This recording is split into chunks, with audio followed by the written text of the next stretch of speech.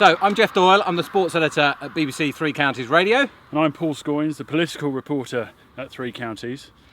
We both quite like cycling, don't we, Paul? We do. I do it a little bit. I'll go to and from work sometimes. Geoff, how much cycling do you do? Not as much as I'd like, but I do a fair bit. I do a few triathlons. You certainly look like you do. Well, I look the part, but it's a bit like my golf. All the gear, no idea. I've got some of the gear and even less of the idea. As you can see by wearing full winter kit on what is a day about 20 degrees. So, good work. Oh yeah, no, Scoins got no chance. He's given it all the mouth. He's been training for this for the last 2 months solidly, virtually every other day, telling me how much he's going to beat me. I've done absolutely nothing because my house is a mess. I'm moving out, haven't got on this bike for 2 months, and I'll still wallop him. Don't worry about that. He's got no chance. Look at him. Well, the last time Geoff and I did any sporting activity together, he got lost. And he didn't just get lost, he got lost and I beat him by half an hour. And this is Geoff the triathlete, and I absolutely destroyed him. I'm not saying that I'm going to do the same again today, but he is, a fit guy. He's got clearly the bike, he's got his aero bars on, he's hoping to gain every advantage he can, marginal gains. What he doesn't know that sometimes bulk up a hill could be a good thing. That's Kop Hill. That's Kop Hill. Why are we here? Because the Tour of Britain has started in cycling. It's underway, and in stage 6 they are coming through the Three Counties. We're just outside Princes Risborough, and Kop Hill is one of the steepest climbs on the tour. It's a King of the Mountains stage, and it goes up to something like 1 in 4, which basically means a lot of pain. Steep. I mean, that sounds steep to me. It is steep. Yeah. And how long is this going to go on for? Well, this climb is only actually 0.7 of a mile. Oh, that's nothing. Yeah. Dawdle. Shall we give it a go? Yeah, we'll give it a go, see how we fare, and now I'm sure there'll be heavy breathing. I hope so. This is the challenge. Let's go as fast as we can up this beast. I have to say, Geoff, I'm a little bit anxious about this. Why is that? It does look steep though, doesn't it? Well, it's all right at the moment. It looks fairly flat. I don't see what all the problem is about. Well, it's 1% gradient at the moment, and you see there's a white line approaching just here. This is actually where the cars, sports cars, start their Kop Hill climb. Are you telling me that we've just done about 100 metres for nothing? Yeah, we've added on an extra bit of distance, I'm afraid. This is all right at the moment. Nice steady pace. I'm feeling a bit tired at the moment. They'll have already been cycling for around 100 miles by this point, 106 in fact, as they hit Princes Risborough. So they've got a lot of miles in their legs already. And this is one of the King of the Mountains climbs. So all of the climbers will be getting ready to attack just as we start getting a bit steeper here as we do now. Can you see? So this is the Kop Hill climb. Yeah.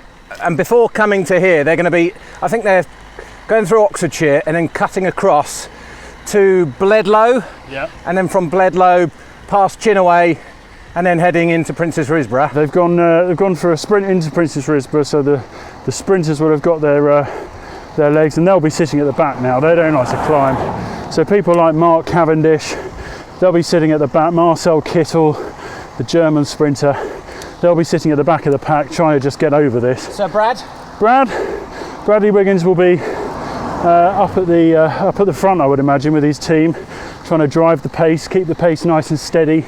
But at the same time, there'll be people trying to attack up the top, because there'll be climbers' points at the top of this, and they get to wear a special jersey if they get to the top of this first. I'm afraid we don't get the same honour. Right, we've got a little bit of respite, but if we're still going uphill, and still 10%. I see what looks to be the steepest bit yet. Yeah, we're just cycling up onto the ridgeway, and it is spectacular. You know, they're blessed for the sort of cycle rides around here. Very quiet lanes, and yet the views out to our right over the vale are really pretty. It's out of the saddle time for me. I don't have a lower gear. Yeah, this is the bit where it gets to 1 in 4, 25%. Oh, just get through it. This must be near the end, Scoins, is it? Yeah. This is hard. Oh, I'm hurting now.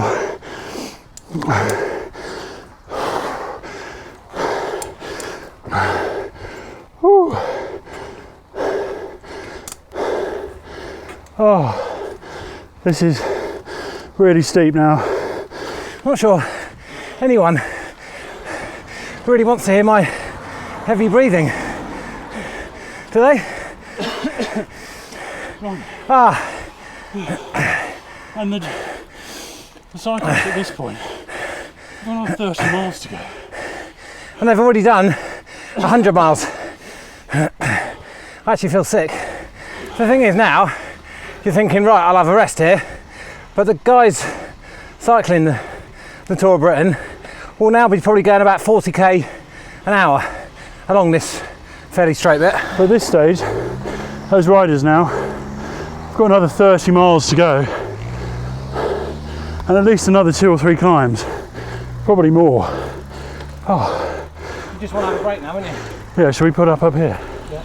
That was horrible. That was genuinely horrible. Halfway up, where I thought it couldn't get any steeper, it just kicked up again. The worst bit is, the most steep is on that final stretch where you just want it to end, and yet another hill approaches and it's the steepest yet. Yeah. It's a bit demoralising. That took us about 10 minutes to get up. Yeah. The best, I checked on the internet, and the best time for a cyclist up that, guess how long it takes them? 9 minutes? You'd hope so. 3 minutes. 3 minutes. They did that in 3 minutes. So they're doing it 3 times quicker than we did? Yeah. They're probably going, I mean, I think our speed was about 4 miles an hour up there. Yeah. And so they're doing 12. Yeah. I feel a bit queasy.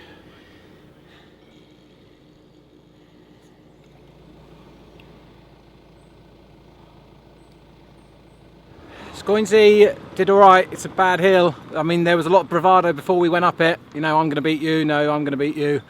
But I think when you go up as a pair up that hill, it's so brutal that you just want to get up it. And all thoughts of racing fell by the wayside after about 100 metres when we just kept seeing it climbing and climbing and climbing. Scoinsy did all right. He seemed to have a few problems with his gears, but he sorted that out. And I would say it was, you know, a consistent ride from him. Consistent on what was a brutal hill.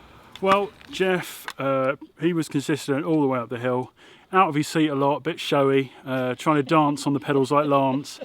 I think I saw a few syringes dropping out of his back pocket a couple of times. But I'm pleased to say that I did beat him up the hill on both occasions. Check the film, Geoff. Check the film. And I think, you know, he did really well for a guy who's probably punching a little bit above his weight in terms of cycling. And, you know, I think if he comes out a couple more times with me, he'll learn some of the secrets, get the pedal stroke up a bit high. But no, that's a horrible climb. It's a really horrible climb. I think the pros have got it tough. That's going to be a hard stage all the way over from Bath. And, you know, I'm knackered. I'm really genuinely knackered. My face is red. I feel dreadful. I can see about 4 of you. I'm probably going to go and have a lie down right now, actually. At one point, I heard him whimpering behind me. That's how bad it got for the dear old boy. I was kind earlier. I thought he might reciprocate that, but he hasn't. And I was probably 75% up those hills, waiting for him all the way up. And then right at the end, you sneak around the back and just go ahead. Hey, poor stuff, really. I got the points, mate. King of the mountain.